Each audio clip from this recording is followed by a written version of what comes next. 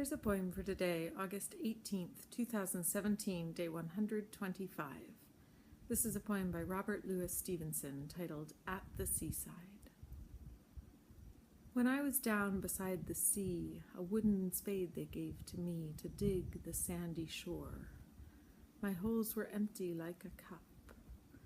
In every hole the sea came up till it could come no more.